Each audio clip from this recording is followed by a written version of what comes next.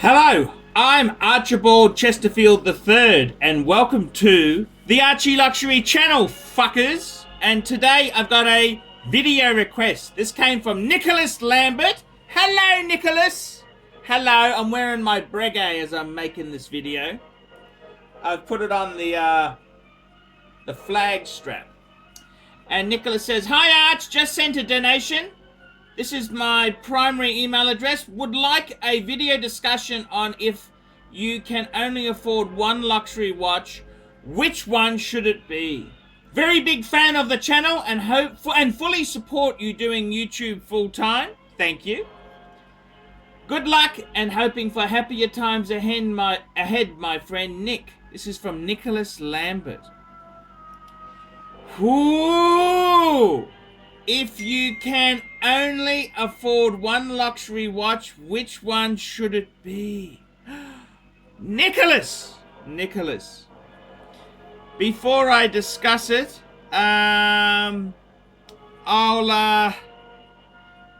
before I discuss it, I just want to mention there was a fantastic video called Time Machines. I'm going to put a link into my description. Go and have a look at this video. It's an English film where this journalist goes to Tom Bolt, a very famous watch dealer in the UK, and says he wants to trade his entire collection for one watch, which can be his just one luxury watch. And he had quite a few interesting pieces. He had a Daytona, a steel Daytona. Oh, it's been a couple years since I watched this video. He has a Bulgari, a Bell & Ross. They're disasters. And I think he might have had a sub as well, a no-date sub. I can't recall exactly, but anyhow, he ends up trading it all off for a gold Rolex Daytona. And then he realizes, hang on a minute, let's go for a solid gold vintage sub. Like we're talking sapphire.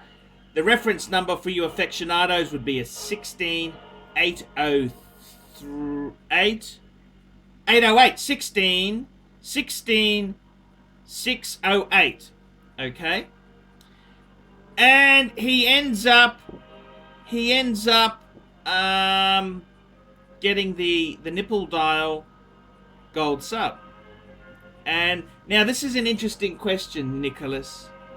And I gotta tell you, if you can only afford one luxury watch, which should it be? I mean, man, one luxury watch, that's like one wife or one car. Boring. Oh man, if only one luxury watch. Man, that's a hard one. But I gotta say, you know, out of all the watches I've owned, what was the most comfortable, usable, and versatile watch? It was my Rolex Datejust 16234. It's a steel Datejust. It was on a Jubilee bracelet. I had it recently with a white dial and Romans, and it had a white gold bezel. I reckon that would be the perfect one watch for a normal person. But Archie's not normal. And you know, I'm just thinking about this. What would it be? One watch. Man, this is fucking hard, you know. I think myself, okay, I'm really loving the Breguet Type 20. That's being a really cool watch. I really love that. That's a beautiful watch. I really love the Breguet. One watch, man. I tell you what. Let's have a look. What do you think? Solid gold Submariner. It's a great watch. The only thing is, I tell you this now, I love my solid gold Submariner, but I'm very conscious. I've just spent money getting it completely serviced and overhauled. I don't want to scratch it. It's like wearing a watch made of fucking chocolate. This gold is so soft. We specialize in the repair of Rolex and Patek Philippe watches. We've been doing the same thing for more than 25 years. We have Rolex technicians certified by Rolex who actually used to work for the company for many years, like if we doing the work on the factory. We completely disassemble the watch and we put it to work like brand new condition. When you get a pre-owned watch, it's like if you're getting a brand new unit. The only difference is the money. Tell you, you know, I love a gold sub. It's beautiful. It tells people to fuck off. I love my gold sub. I love it. Could it be my exit watch? Well, I like to kind of preserve it. You know, I don't want to scratch it. I just spent a lot of money servicing it. I got it done via Watch Tech. They did the complete polish on it. I don't want to... I want to keep it in pristine condition. So, I mean... Could that be an everyday... Look, it's a lot of money, right? I mean, fuck. We've already discussed it on the channel. You could have 3 or 4 steel Rolexes for the price of this one. So, it's probably, if you're going to have a one watch, what would it be?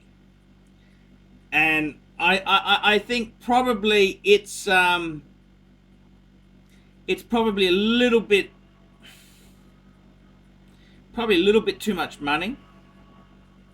I tell you what a great watch is, a really cool watch, and this is one that I'd probably say in my case, if I had to sell them all off, I'd probably say the Reverso Grand Date. I really do love it. It's a Jaeger-LeCoultre.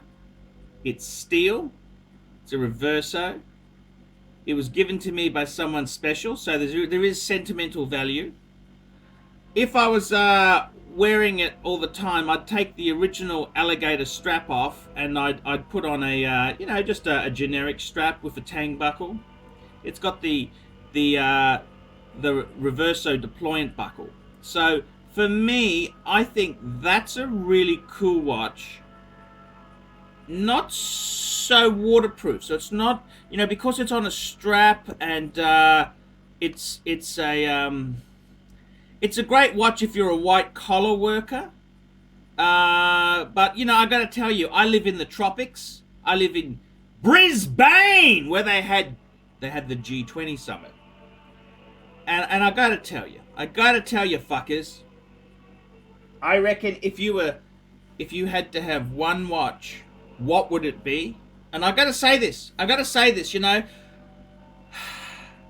the one watch which would make me happy and I could go through life without slitting my wrist. You know what the one watch is? This is a watch I could wear everywhere. I could wear it to work. I could wear it on vacation. I could swim with it. I could wear it when I got married again. If I got married again, I could wear it. You know what it is? You know what it is? The Rolex Submariner No Date. I reckon that is the most perfect watch. If you can only afford one luxury watch, which one should it be? So I think, look, the gold one, if you can only afford one, money's going to be obviously tight. So it's not going to be a $20,000 secondhand fucking gold sub. The Datejust is a very good contender, but I reckon the sub No Date is perfect. I reckon that is perfection. If you're only having one watch, and the wonderful thing is, as you've said in your question there, if you can only afford one luxury watch, I can't afford any luxury watches, but I got a hoard of them. Depends what are you prepared to do to pay the piper. And Nicholas Lambert, I reckon that is perfect, because I tell you why I reckon the No Date sub is perfect.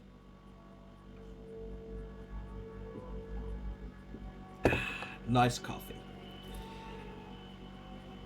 It's waterproof. It's steel, so it's discreet.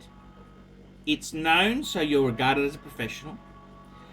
You can wear it with a suit. You can wear it with a on vacation. Okay, I know Archie Luxury said you shouldn't wear a Submariner with a suit. I was taking the piss out of you fuckers.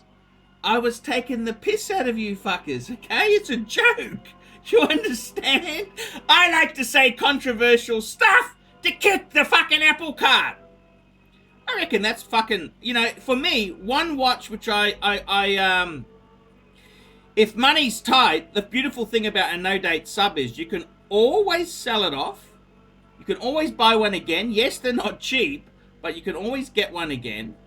You can always sell it instantly. It's like currency. A Rolex no-date sub is like currency.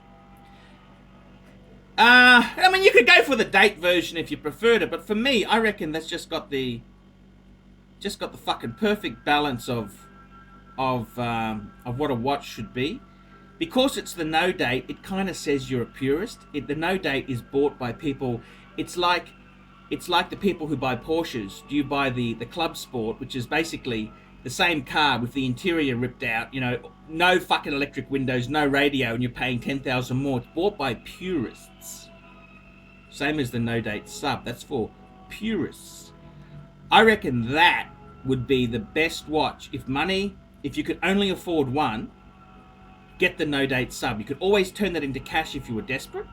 You can buy another one again. And I reckon the pre-ceramic ones have got great investment potential. I reckon they'll go up in price. They're not making it anymore, fuckers. So, to answer your question, I reckon, for me, in the current times, that would be my one piece if I had to economize. But I'm prepared to do shit to pay for my hoard. I'm prepared to drive for Uber. I'm driving for Uber soon, fuckers, in the Brisbane area. And I'm happy. I'm really fucking excited to be an Uber driver.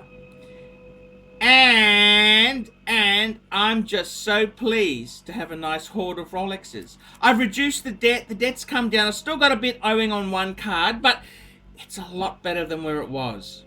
I'm Archie Luxury. This has been an exclusive video for Nicholas Lambert. Thank you for your donation, sir. See you later, fuckers! Nice one, Archie. See if you can get a few more videos on request. We need the money.